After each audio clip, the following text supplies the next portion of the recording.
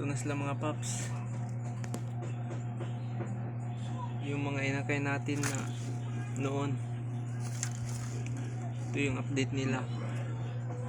Mag 2 months na to sila, 2 months old. Ito ang lalaki na, ito mahuni na. Ito yung babae, mahuni na to.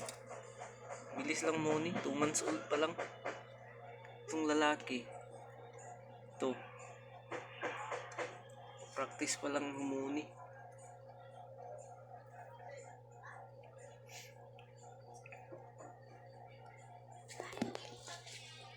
At dito may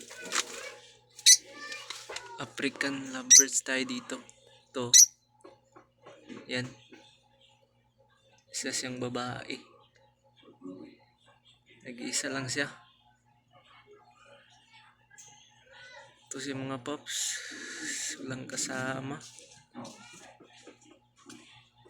Hanap ako ng lalaki na makakasama niya. Sige mga paps, hanggang dito lang muna yung video natin.